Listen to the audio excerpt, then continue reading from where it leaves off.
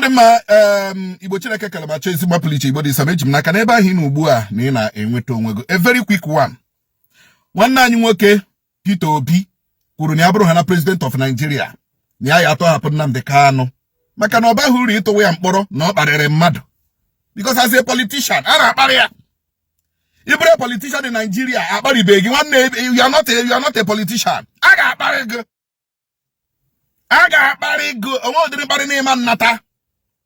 Both as a state governor, both as a House of Assembly member, House of Rep, Senator, President, Vice, Deputy, even as SA and PA, so insulting you is part of the job. People must insult you. Mbege was skeptical. And them and Izuhu. Now got a neje. You can go to court. Manauru makipoge anumpam efulefu udele ozu aga pogea. Oh yes. So Peter Obi kuru na etwa Nnamdi Kanu mkpọrọ na ọkparịrị politician. Doesn't make sense to him. Then mahoziam ndedeka udele efulefu. Keda the recent one na wo ka na akpọ Yambaba. Na nke a na-akpọ Ejimako SA Soludo kedu ndị ọzọ dị na one girl a na-akpọ ụmụnnakwe or something le ndị ọzọ you know these efulefus you know efulefu ndị a ndị ala enweghị dị ebe ihe eji akpọrọ n'ala Igbo that are not even in the southeast ịghọtala the other one ihe kọvaga ya wụ na SA governor ọ ihe kọvaga ya normally onye ka ọwụ onye ka ọwụ in the committee of men. Onye ka ọwụ among men. Ka na-akpọ Ejimako ka m na-ekwu okwu ya. Amami na aghọta. So, what are we saying? Nwa na onwe m na ụmụnne m ndị Igbo, millions of ndị Igbo, we stand behind Peter Obi. We stand behind Peter Obi. There is no need in imprisoning Nnamdi Kanu maka na ọ kparịrị mmadụ. Ime onye dị ka m, ana m akparị mmadụ. Ana m akparị mmadụ jụkwa ajụjụ he ana m akparị gwogwo ihe na-eji tụm na street tụm wo the profession nọ n'ime ewezụga the profession ta m ga-akparị gị ihubedị mkparị ya agba ọsọ then ndị iberibe ndị anụ mpam ndị a ndị mmiri ejiri mụọ ha the very very watery si na ha wu ndị Igbo a na-akụ inyo a na-ekwugheri a na-akọgheri a na-akparị Peter Obi. And I begin to reason that ndị a na-akparị Peter Obi, ndị a na-promote that Peter Obi is a sympathizer of IPOB, ESN. I begin to reason ọ ga-awụ ndị a meg instigate insecurity n'ala Igbo. Abịara m na-reason ihe. Nnamdi Kanu, the only thing enwetere ya n'aka,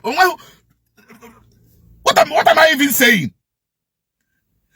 Ole ihe DSS putere na akpa ya mgbe asị asachiri ya jere ma attack buru imo ole ihe asị presented na court radio transmitter walkie talkie. I want the walkie talkie self phone. Yes, phone.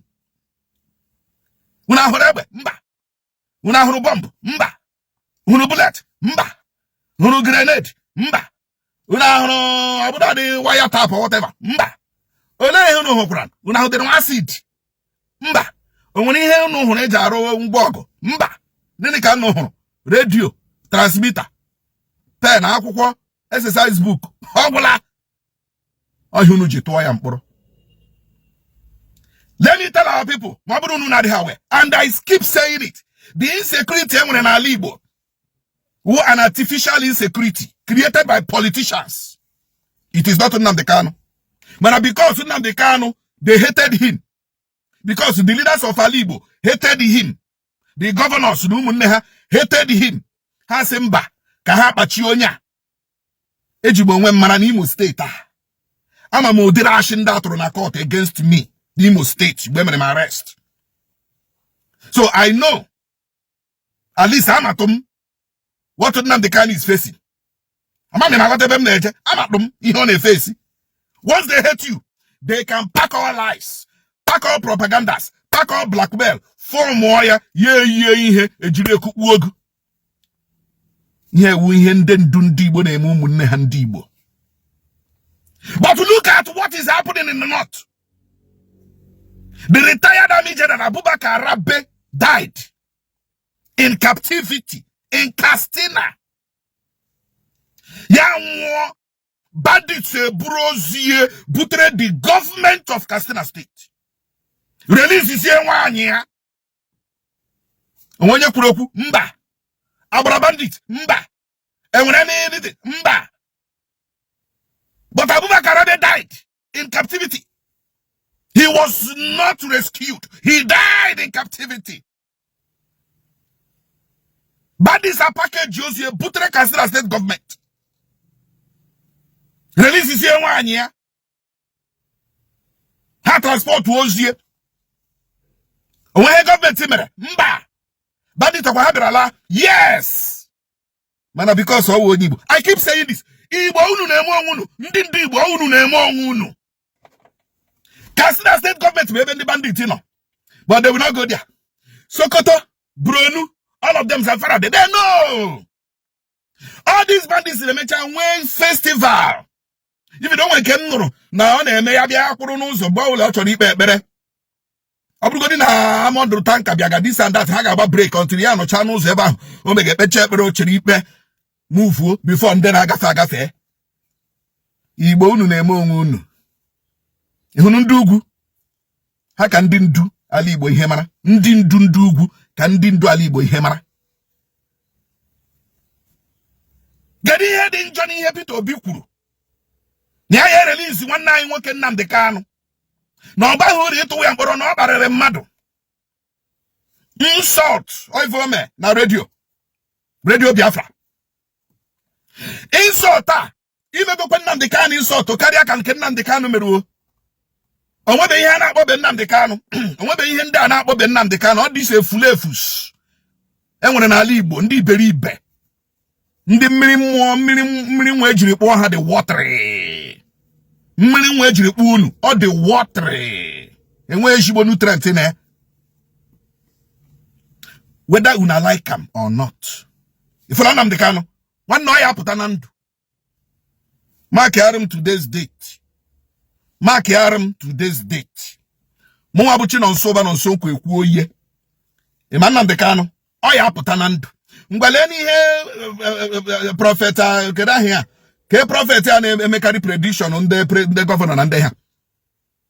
As he release Nnamdi Kanu, if you cannot treat Gumi like that, if Gumi can be walking about promoting terrorists and the bandits, if Gumi can open his mouth and say that bandits need the money so that they can remain in business, if Gumi can open his mouth and say that the ransom money is needed by the bandits so that they can remain in business, if Gumi, who said that, could not be arrested and be prosecuted and be imprisoned, why are you imprisoning Nnamdi Kanu?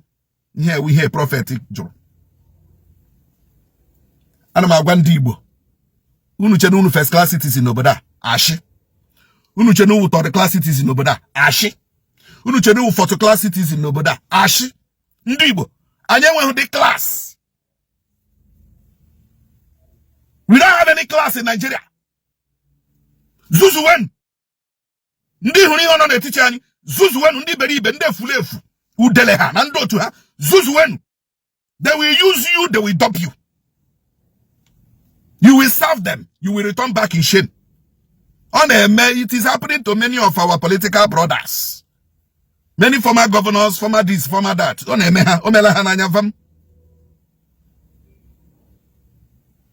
Odorobo nna ya ọnụ n'anya, odori anya mgbe ọ gara nga ahụ ba akwa mgbe a na-eme primaries in the APC. Where is the justice? Where is the justice? Where is the justice? Onye topori ọnụ until ya nwụọ, mba, he was heartbroken until he died. Okorocha nwanne anyị nwoke rụrụ ntarụ imo na mgbago ugwu Nigeria, mana Plateau, mana Kano, mana Kaduna, onweghị ebe Rochas Okorocha former governor Imo State na-arụghị ụlọ akwụkwọ free of charge. Mana ole vote o nwetere? One vote, nke ọ tụrụ onwe ya.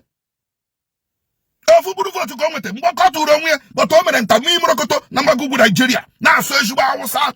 Na su ejiba Hausa sugida Hausa. Ya su Hausa ga gishi ole nga Hausa fro ka osukwuo ye. But how many votes to come with? 1. Oh. You think you are serving them. You think you are doing them a favor. One day you use Zugu, they will use you left and right, front and back. If you don't know. If you think you are class, you have class in Nigeria, I am sorry for you. We are on our own as far as this country, Nigeria, is concerned. As far as Igbo, you are on your own. Zuzuwe.